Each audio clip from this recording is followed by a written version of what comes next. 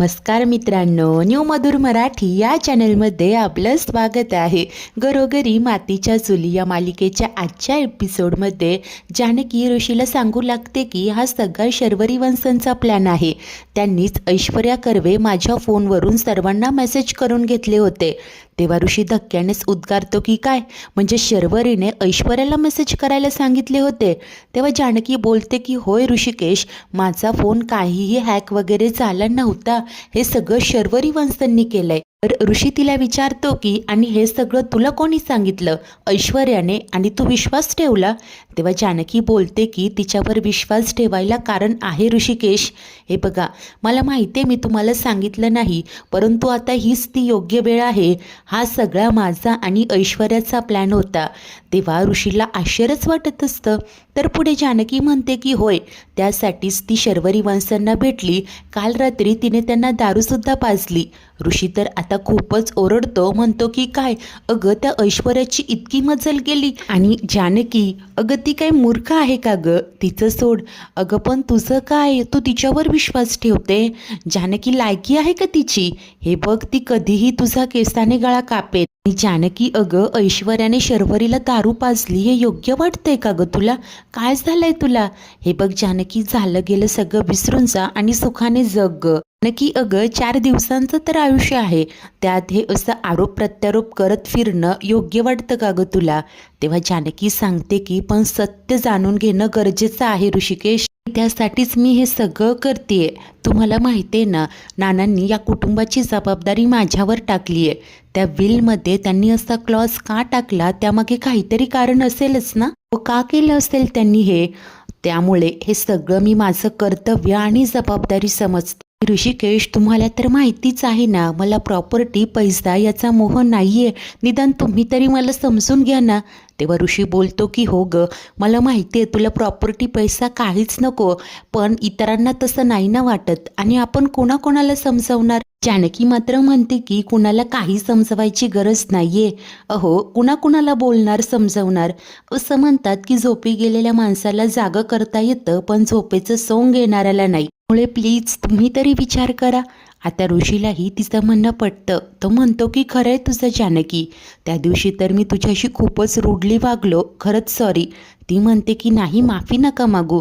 अहो, तुमच्या रागावण्यामागे तुमच्या कुटुंबाबद्दलची काळजी होती, हे काही माहीत नाहीये का मला? घरात होणाऱ्या सततच्या भांडणांचा तुम्हालाही त्रास होतो, हे कळत नाही का मला? पण आता जाऊ द्या. तर ऋषी विचारतो की पुढे काय करायचं? ती म्हणते की सांगते, सगळं सांगते. सर्वात आधी तुमचा विश्वास संपादन करणं गरजेचं होतं. ऐश्वर्या माझ्या बाजूने आहे हे मी याआधी नाही सांगितलं, कारण मला माहिती होतं तुम्ही विश्वास नाही ठेवणार.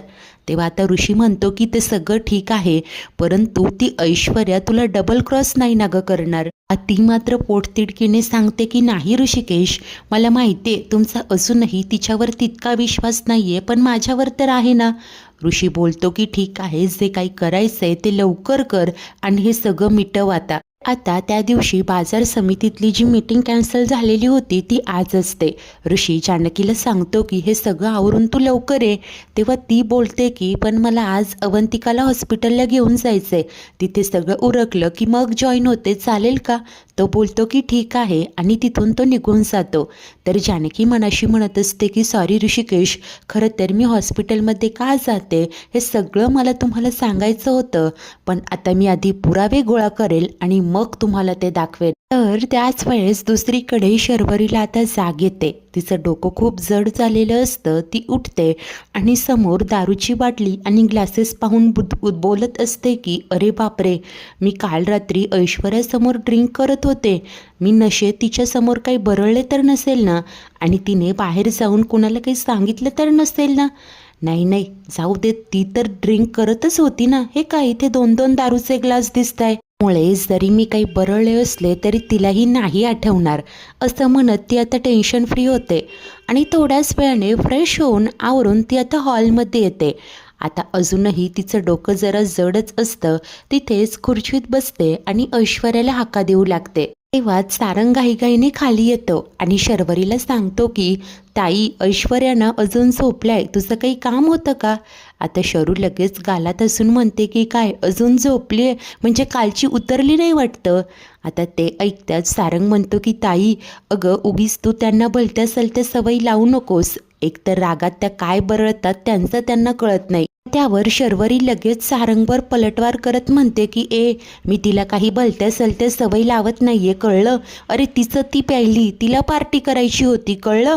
आणि आता बस झालं उगीच मला प्रश्न विचारू नको, एकतर माझं खूप डोकं दुखतंय.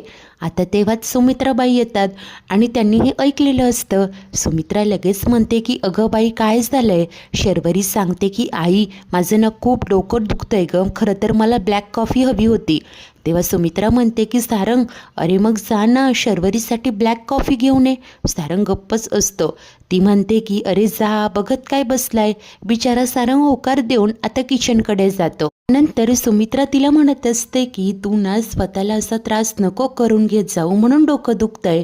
तेव्हा शर्वरी नाटकं करत म्हणते की हो आई, आता काय करणार, ते जाऊ दे, पण मला सांग, तुला सहीसाठी बँकेतून काही फोन वगैरे आला होता का? सुमित्रा नकार देते. तेव्हा शर्वरी विचार करत म्हणते की असं कसं, काल मी आणि जानकी बहिणी तर अर्ज टाकायला गेलो होतो, मग आज फोन यायलाच हवा होता. त्यानंतर शर्वरी सरळ बँकेत फोन करते. आता बँकेतला तो कर्मचारी कॉल रिसीव करतो. तेव्हा ती म्हणते की हॅलो, मी शर्वरी बोलते. काल मी आणि जानकी रणदिवे तुमच्या बँकेत आलो होतो. सुमित्रा रणदिवे म्हणजेच नानासाहेब रणदिवे यांची पत्नी, त्यांच्या अकाउंटवर जानकी यांच्या अकाउंटमधले सगळे फंड ट्रान्सफर होणार होते. त्याचं काय झालं हे विचारायला मी फोन केलाय. तेव्हा तो कर्मचारी सांगतो की सॉरी मॅडम, अहो पण असे फंड ट्रान्सफर करता येणार नाही, कारण नानासाहेबांच्या विलमध्ये तशी तरतूद नाही आहे. काय शर्वरी म्हणू लागते की अहो असं कसं बोलताय तुम्ही, तुम्हाला कळतंय का? जानकी रणदिवे यांचा फोन हॅक झालाय.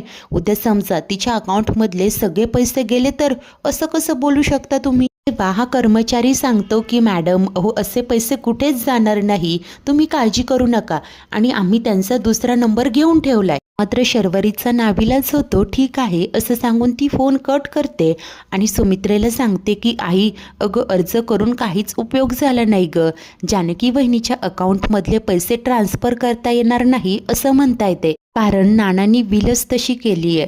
तेव्हा सुमित्रा पुटपुटते की अगं बाई, आता काय करायचं?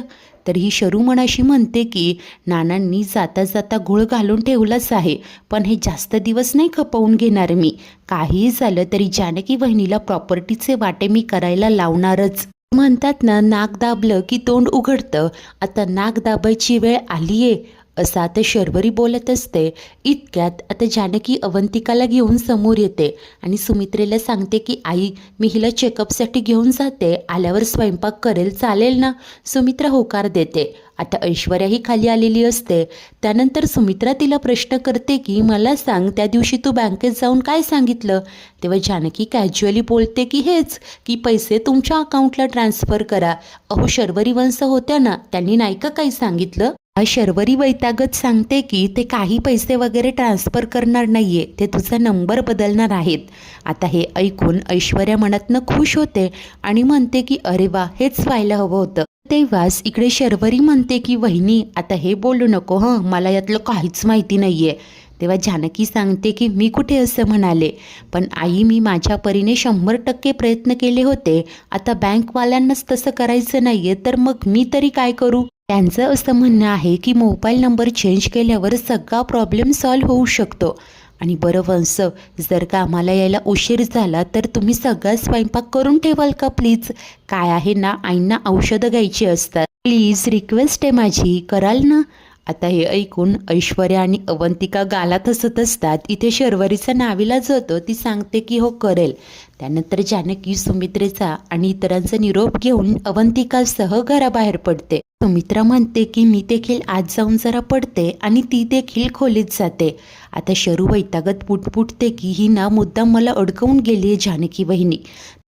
त्यानंतर ऐश्वर्या शरूला म्हणत असते की मी सांगते ना तुला, अगं ती जानकी हे सगळं मुद्दामून करून गेली आहे. फोन नंबर चेंज करण्याची आयडिया तिनेच बँकवाल्यांना दिली असणार, मी ओळखते ना तिला. अरे शर्वरी म्हणते की हो ग माहिती आहे मला. इतक्यात समोरनं ऋषी येतो आणि सांगतो की शर्वरी मला तुझ्याशी बोलायचं आहे. ती म्हणते की हो बोल. आता त्यानंतर ऋषी ऐश्वर्याकडे कटाक्ष टाकतो आणि म्हणतो की तुझ्याशी एकटीशी बोलायचं आहे चल. आणि आता दोघेही खोलीत जातात. ऐश्वर्या विचारात पडते. त्याच वेळेस हॉस्पिटलमध्ये आल्यानंतर अवंतिका खुश होऊन म्हणत असते की बहिणी काही शक्कल लढवली तुम्ही. बरं झालं त्या शर्वरी ताईंना काहीतरी काम दिलं, नाहीतर आपल्यासोबत आल्या असत्या. तेव्हा जानकी सांगते की हो ग मला माहिती होतं, म्हणूनच तर ही शक्कल लढवली, त्यांची आपल्याला अडचणच झाली असती. अवंतिका विचारते की तुम्हाला काय वाटतंय, त्यांना संशय आला असेल का? तर जानकी म्हणते की नाही, पण संशय येऊ नये यासाठी काळजी घ्यावी लागेल. अवंतिका यापुढे आपल्याला ताक देखील फुंकून फुंकून प्यावं लागेल. त्यापुढे अवंतिका मात्र जानकीचं कौतुक करत खुश होऊन म्हणत असते की वहिनी एक सांगू का, मला कधी कधी असं वाटतं की तुम्हीच वकील असायला हवं होतं. जानकी विचारते की का? अवंती बोलते की कारण बघा ना, तुम्ही नेहमीच किती अलर्ट असता, जसं एका वकिलाने असायला हवं. वकील बनण्यासाठी ज्या ज्या क्वालिटी लागतात ना त्या सगळ्याच आहेत तुमच्यात. हो, तुम्ही प्रत्येक गोष्टीचा सगळ्या बाजूंनी विचार करता, जसा एका वकिलाने करायला हवा होता. तेव्हा आता जानकी म्हणते की होय, पण डिग्री तर तुझ्याकडे आहे ना, तू स्वतःला अजिबात कमी लेखू नकोस. तुला आठवतंय ना, शर्वरी वंशांना जेलमधनं तूच तर सोडवलं होतं. तेव्हा अवंतिका पुटपुटते की आणि तेच करून चूक केली असं वाटतंय आता. तर जानकी तिला समजावते की नाही, चूक नाही. अगं तेव्हा तर आपल्या डोळ्यावर खोट्या विश्वासाची पट्टी बांधली गेली होती, पण यापुढे आपण जे काही करू ते ठरवून आणि एकमताने करायचं. तर अवंतिका म्हणते की हो वहिनी नक्की. आणि त्या दोघीही आता पुढे जातात. त्याच वेळेला इकडे घरी सारंग ऐश्वर्याकडे येतो आणि तिला म्हणतो की काल रात्री तुम्हाला काय झालं होतं? ती विचारते की काय? तेव्हा तो दब्या आवाजात म्हणतो की अहो काल रात्री तुम्ही दारू पिऊन आला होता, का करता असं? मला तर कळतच नाही आहे.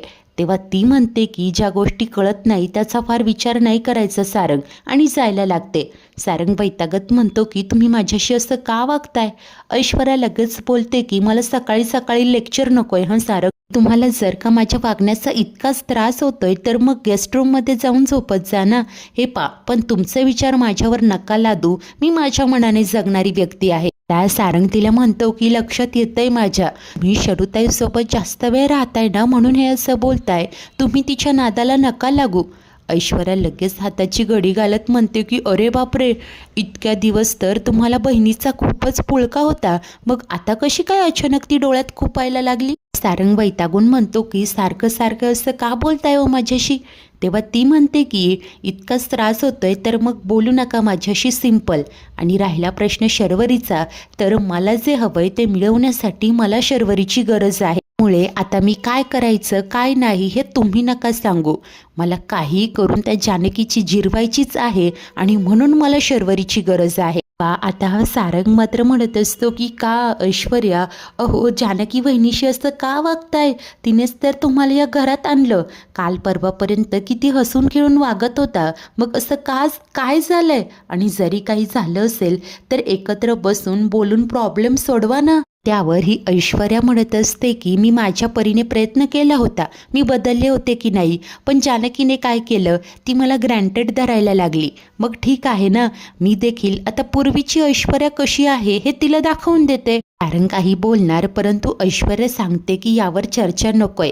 पण सारंगला एक प्रश्न पडलेला असतो की कालपर्यंत तर ऐश्वर्या शर्वरीच्या इतक्या विरोधात होती, आज अचानक तिच्या बाजूने कशी काय झुकली? तेव्हा ऐश्वर्या असूनच सांगते की शत्रूचा शत्रू तो मित्र, हे तर ऐकलंच असेल ना? तुम्ही फक्त ऐकलं असेल, परंतु मी मात्र अंमलात आणलं. आता सारंगला राग येतो, काहीही न बोलता निघून जातो.